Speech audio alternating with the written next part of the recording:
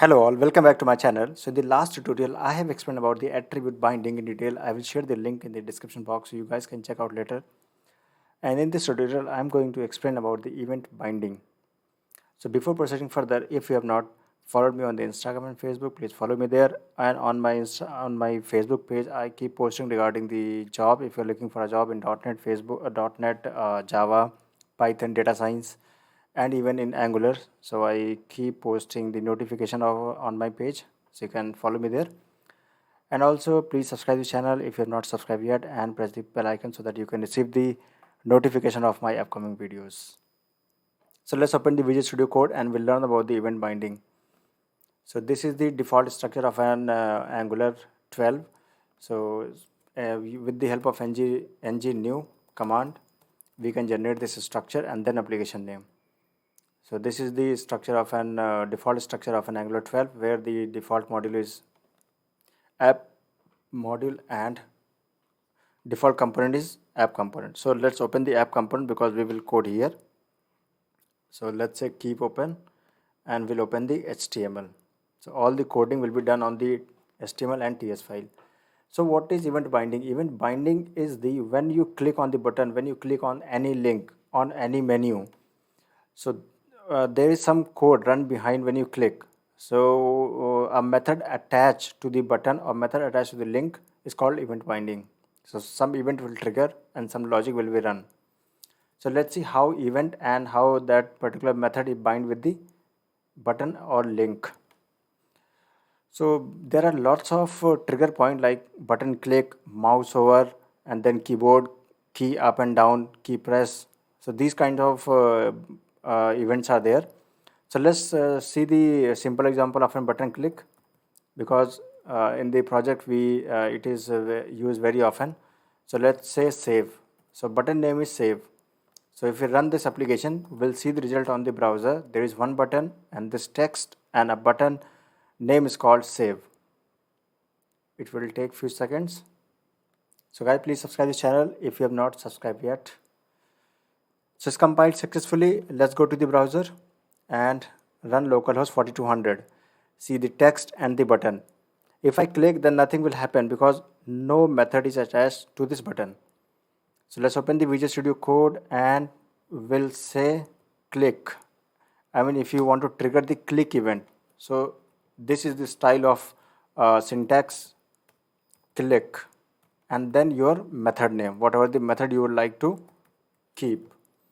Save. So this is the click event attached to this button and the function name is save. So whatever the function name you will keep, that has to be implemented on the TS file, else it will give an error, right? So let's comment it out and save it. So you will see it will throw an error. So Control Z and save. Now error gone. So let's console it and it will help us to show that something has happened. So let's put an alert: save button clicked. Save it. Let's go to the browser. So if I click on this, the alert will pop up on this window. See, that means I can able to write on this on any logic. So any logic you can write it here, rather than you can call the API or save the data into the database via API. So all the logic you can write here on the button click. So let's see mouse hover and mouse leave event as well. Let's take the another button, say BR, and then let's take the another button. We'll say mouse events, and here we'll attach the mouse hover and mouse leave. So simple, in the small bracket write the mouse hover and then function name, say hover, and also attach the mouse leave event and say leave.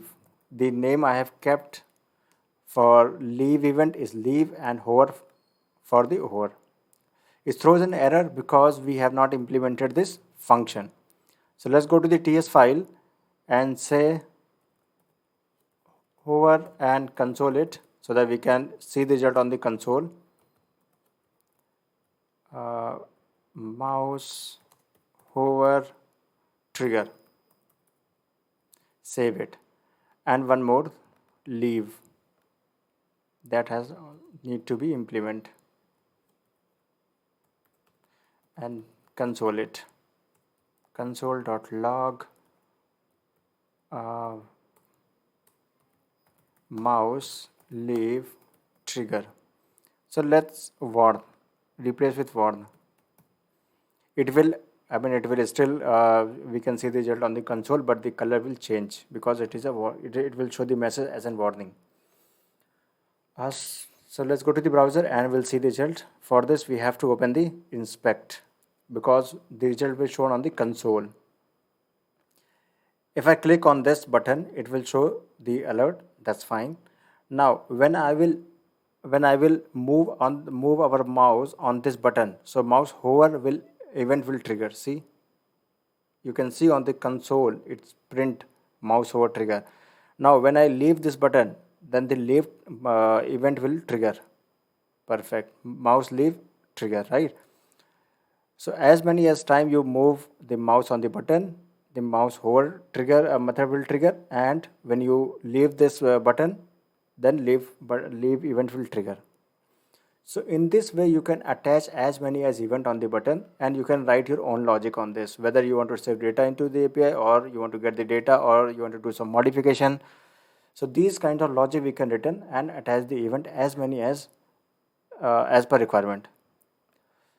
So thank you for watching this video, and if you have any question, please post the question in the comment section. I will be very happy to answer. And also please subscribe the channel if you have not yet subscribed, and press the bell icon so that you can receive the notification of my videos, and also share and like this tutorial. Thank you so much.